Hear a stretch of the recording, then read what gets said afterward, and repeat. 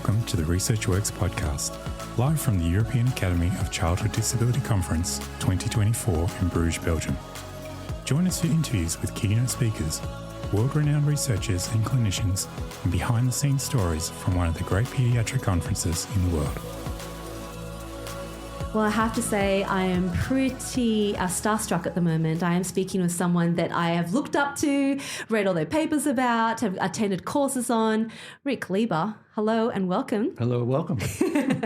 So lovely to finally speak with you. I know it was a bit of a kerfuffle trying to find you and all those things, but thank you for sparing some of your time.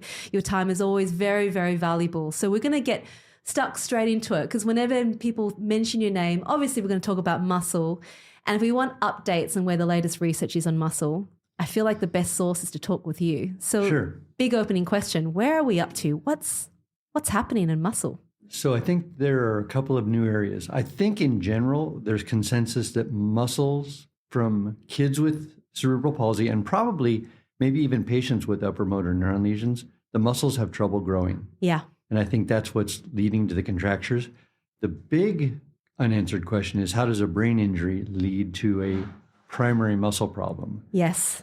So we have measured structural problems over the years, fibrosis, sarcomere length changes, and stuff like that. But just recently, I think we have a new kind of biological understanding of kinds of things that are going wrong in the muscle. And I think there's two big things that are going to be future areas of research and potentially therapy.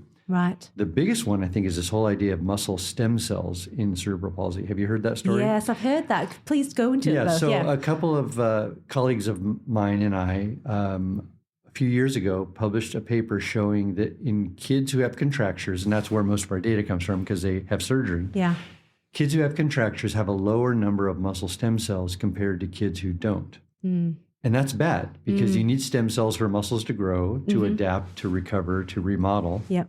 To even respond to exercise, stem cells play a role. Yeah. So if you're down on stem cells by number, that's really bad news. Bad news for therapists because they can do all the splinting, stretching exercises they want. Yeah. But we sometimes say the muscle's biologically inactivated, so you're toast. It's bad news. Yeah. And what's more, my colleague Andy Domenichetti recently showed that even once you take the stem cells out and try to grow them, they don't grow correctly. So the remaining stem cells are messed up. Right. And what happens is you take them out of the muscle biopsy and put them in a dish. They proliferate like crazy, but they don't turn into muscle. They just proliferate. Don't they? So Andy's, I think, key insight was, okay, let's see. This is a stem cell that's hyperproliferative and does not differentiate. What's that sound like? Cancer. So Andy, who's a real cell biologist, unlike me, started screening potential biological mechanisms for how cells get messed up and, let's say, turn into cancer. Right. And the most common one is the DNA of those cells gets hypermethylated. And that leads to a lot of childhood leukemias and other hematopoietic disorders. So again, smart Andy started screening anti-methylation or demethylation drugs or methylation inhibiting drugs. And he found one that completely restores the CP stem cells to basically typically developing stem cells, and they turn into muscle. Oh my goodness. And it's a drug that's FDA approved for kids who have blood cancers. And so he went into the detailed mechanism. I'm going to present his poster on it today. Detailed transcriptional profiling mechanism where basically the hypermethylation leads to premature cellular senescence, kind of oxidative damage, fibrosis, all the kinds of things we measure. Yeah. And then he showed several examples of that premature senescence and showed the reversal of all those things by this drug. So where we are now is we're obviously trying to understand the biology, but we are now doing a clinical trial. Because if this is an FDA-approved drug, we have partners. We all came from San Diego, so we have partners in San Diego. And we are just starting a dose escalation study where we give this drug to a child who's about to have surgery. And then I think it's a week before their surgery, let the drug do its thing, take a biopsy during surgery and see if we're doing anything to their cells. I mean, it's very possible we're starting at a very low dose. It's very possible we will get nothing until we start upping the dose. And it's even possible that we'll never be able to get it into the muscle. Because when you're doing these studies that are called repurposing studies for the FDA, you have to use the original method of dosing. Oh, I see. So we'd like to inject it right in the muscle like yes, Botox. it's a different methodology, of But that would require delivery. another clinical trial. Okay. So we're starting with basically a subcutaneous injection in the region of the muscle, and we'll see how it goes. But I am really excited at the possibility of a non-surgical correction of a contracture by repairing the muscle problem first and then doing all the therapeutic interventions. Because like once you fix the stem cells, you can stretch, exercise. There should be a lot of things you could do. I think that's what I'm most excited about. Well, that's a good reason to be excited about that. When we talk about game changers, this is actually a proper, true game changer. Truly. You think about all the number of hours kids would spend strengthening and, all the parameters we want dosage-wise. And not only that, the kids who get the treatments are the rich kids in developed countries, right? So what about these poor kids who are never going to see a surgeon for a contracture? We've tried to sell it to NIH. They don't like it. It's too speculative. And actually, honestly, it's a little bit boring biologically because these demethylating drugs have been around for 20 years. Right. That's why we like them. They're so safe. There's so much experience. Sure. We're actually collaborating with a childhood cancer expert at the University of Chicago. And this guy, he didn't even hesitate. He goes, "Oh, of course we should do this right away."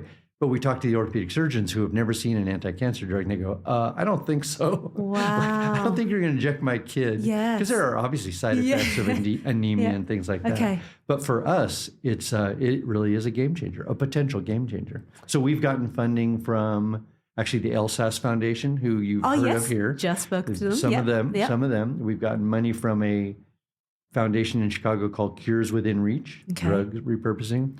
We've recently got funding from the Washington Square Foundation. We're just cobbling together the funds to be able to. Oh, and the Falk Medical Trust. I don't know if you know them. No, I don't. They're a very interesting trust out of New York, and they just want stuff that's camera ready. Like, let's go. Okay. and they want a 1-year turnaround. So we said, here's a pitch. Give us this money. Give us 1 year, and we'll do this study. So we're getting there. We're getting there. There's so much there. And in terms of, the possibilities and timelines, so people who are on the other side of this, listening to this podcast going, this is exciting. Where do you think, realistically? So really, we have a promise to these foundations to finish our dose escalation study within a year. Okay. So in a year, we should know what the right dosing is. Right. Then we try something with it. Yeah. And the idea there would be to do at the appropriate dose, probably dose a bunch of children who aren't necessarily going to have surgery, but children who have contractures or pre-contractures. Right. And then combine that with stretching and exercise. Because actually exercise itself is a slight demethylator. Yeah. So we hypothesize that there could be a kind of an interaction between these. We proposed that to NIH and they said, this is boring. Of course, because they're geniuses. I'm not bitter. But we think that the demethylation plus a physiotherapeutic intervention is the key. And we hope to probably do that, maybe start it in a year-ish. Gosh, that's music to my ears. Yeah, isn't that great? Instead of 20 years of drug development. Right. So what were your target population that you want to go to first to really, have you got a group in mind? Well, yeah, but don't tell anyone. Hopefully this will really reach 5 people. I think in my mind, I think it would probably be a drug plus intervention test on adults with cerebral palsy. Yeah. Partly because they are so adapted, they're so shrewd. We talk to them all the time. Yeah. There's nothing being done for them, and they can give full consent. Yes. I've always been a little nervous about child assent and parent consent. Yep. So I think it will probably start with adults, and that's, over 18, people with contractures and cerebral palsy. And we should be able to do a pretty large study. The actual study, the drug's not expensive. It's at least not until they increase the price on us. The drug's not expensive. The intervention is simple. And there's therapists all over the country and the world who want to do this. Absolutely. I have friends, obviously, in a bunch of countries. Yeah. I think we might try to do, in fact, NIH what's today? Friday. Oh, today. NIH today put out a new RFA on a multi-center intervention trial. Okay. Now, they're not thinking CP because they think CP is a neural problem. So my institute, which is muscle, Yeah. thinks, why are you dealing with muscle? Come on, But yeah. we think we might be able to talk them into it. Wow. It's just so practical. Yeah, yeah. Well, gosh, I think there's this is a true game changer, and I'm so excited to see where this is headed. And the fact that it's not 5, 10, 15 years down the track makes it even more tangible, and it's something to wait for. Really, it really truly is. So. Yeah, Thank you for doing the research. Sure. What a game changer. There's no other word for it. Can you think of another word? I feel like I said that too many times. I like that. It's a good one. I think it's a totally new paradigm. So the paradigm is if the muscle is biologically inactivated, it really doesn't matter what we do. Now, we can do surgery to increase range of motion and improve functionality, but if the tissue itself won't grow won't adapt, we're stuck. And so, I'm a nerd muscle guy.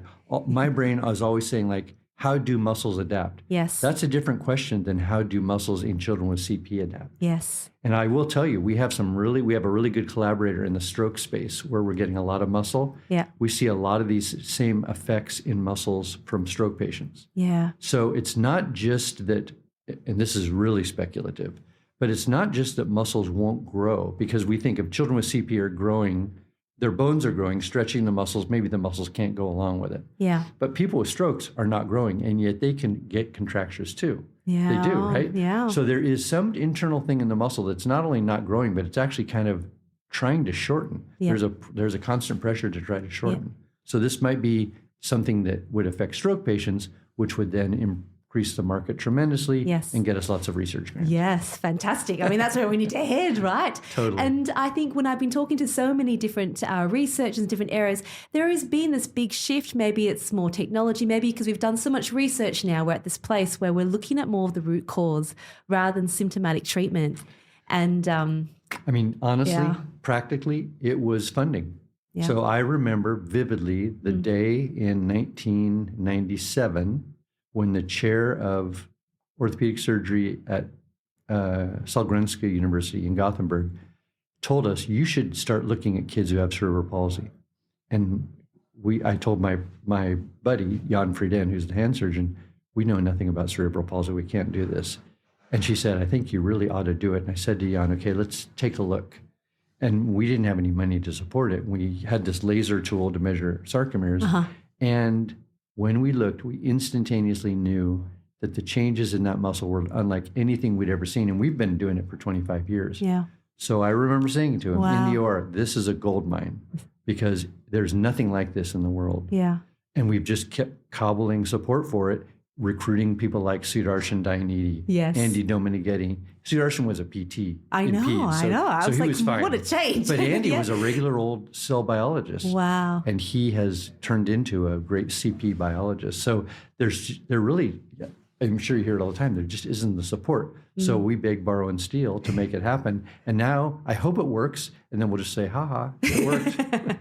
Well, we're very grateful for you. Pleasure. Very, very grateful. Thank you so much for your time. Gosh, guys, I'm sure you're all listening and very excited about where this is going to head. So tune in for more, but we'll talk to you all again really soon. Thanks so much, Rick. Thank you. Bye. Bye.